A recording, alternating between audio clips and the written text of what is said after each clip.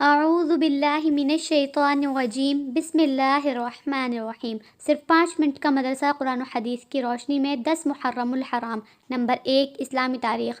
حضرت ادریس علیہ السلام کی دعوت۔ حضرت ادریس علیہ السلام جوان ہوئے تو اللہ تعالیٰ نے آپ کو نبوت سے نوازا اور 30 صحیفے نازل فرمائے۔ نبوت ملتے ہی آپ نے دعوت و تبلیغ کا کام شروع کر دیا۔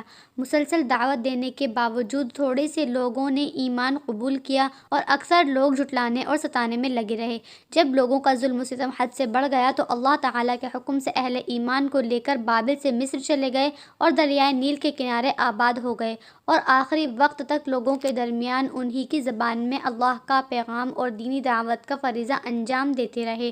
ان کی شریعت اور دعوت کا خلاصہ یہ تھا کہ توحید پر ایمان لاؤ، آخرت کی نجات کے لیے اچھے عمل کرو، تمام کاموں میں عدل و انصاف کرو، ایام بیض کے روزے رکھو، زکوٰۃ ادا کرو، نشاور چیزوں سے پرہیز کرو، شریعت کے مطابق اللہ کی عبادت کرو وغیرہ۔ وہ آخری وقت تک لوگوں کو دین کی دعوت اور اچھے کاموں کی نصیحت کرتے ہوئے 365 سال کی عمر میں اپنے خالق حقیقی کے دربار میں پہنچ گئے۔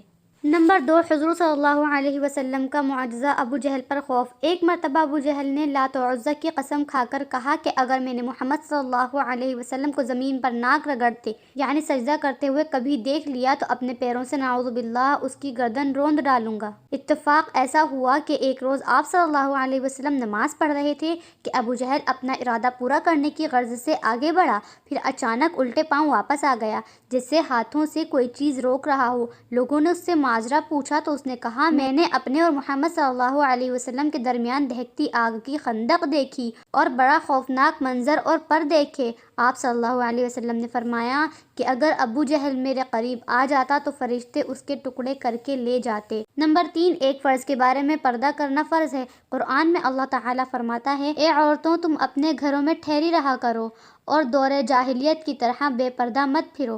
فائدہ: تمام مسلمان عورتوں کے لیے ضروری ہے کہ جب کسی سخت ضرورت کے تحت گھر سے نکلیں تو اچھی طرح پردے کا خیال رکھتے ہوئے باہر جائیں، کیونکہ پردہ کرنا تمام عورتوں پر فرض ہے۔ نمبر 4، ایک سنت کے بارے میں نماز کے بعد یہ دعا پڑھیں۔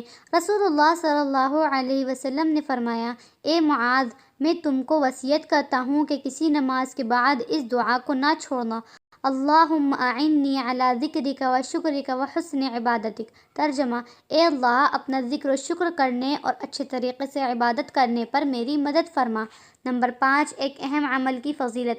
نماز چاشت۔ رسول اللہ صلی اللہ علیہ وسلم نے فرمایا، جو شخص چاشت کی 2 رکعتوں کی پابندی کرتا ہے اس کے گناہوں کی مغفرت کر دی جاتی ہے، چاہے وہ سمندر کے جھاگ کے برابر ہوں۔ نمبر 6، ایک گناہ کے بارے میں کفر و شرک کا نتیجہ جہنم ہے۔ قرآن میں اللہ تعالیٰ فرماتا ہے، جو بھی اللہ کے ساتھ شریک ٹھہرائے گا اس پر اللہ تعالیٰ نے جنت حرام کر دی ہے اور اس کا ٹھکانہ جہنم ہے، اور ایسے ظالموں کا کوئی مددگار نہیں ہے۔ نمبر 7، دنیا کے بارے میں۔ دنیا کی چیزیں ختم ہونے والی ہیں۔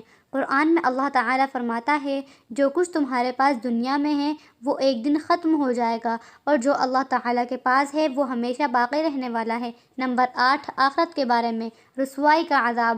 رسول اللہ صلی اللہ علیہ وسلم نے فرمایا، قیامت کے دن بندے کو ایسی شرمندگی لاحق ہوگی کہ وہ پکار اٹھے گا، یا رب، آپ مجھے جہنم میں بھیج دیں، یہ میرے لیے اس ذلت و رسوائی سے زیادہ آسان ہے جو مجھے اب پہنچ رہی ہے، حالانکہ اس کو معلوم ہوگا کہ دوزخ میں کتنا سخت عذاب ہے۔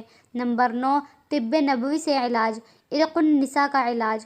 حضرت انس بن مالک رضی اللہ تعالیٰ عنہ فرماتے ہیں کہ میں نے رسول اللہ صلی اللہ علیہ وسلم کو فرماتے ہوئے سنا کہ عرق النساء کا علاج عربی بکری دمبے کی چکتی ہے، جسے پگھلایا جائے، پھر اس کے 3 حصے کیے جائیں اور روزانہ ایک حصہ نہار منہ پیا جائے۔ فائدہ: دمبے کی دم پر گول ابھری ہوئی چربی کے حصے کو چکتی کہتے ہیں۔ نمبر 10، نبی کریم صلی اللہ علیہ وسلم کی نصیحت۔ رسول اللہ صلی اللہ علیہ وسلم نے حضرت ابو ذر کو نصیحت فرمائی کہ قرآن کریم کی تلاوت اور اللہ کے ذکر کا اہتمام کیا کرو، اس عمل سے آسمانوں میں تمہارا ذکر ہوگا اور یہ عمل زمین میں تمہارے لیے ہدایت کا نور ہوگا۔ وما علینا الا البلاغ، جزا اللہ ان محمد ما هو اہلہ صلی اللہ علیہ وسلم۔ السلام علیکم ورحمۃ اللہ وبرکاتہ۔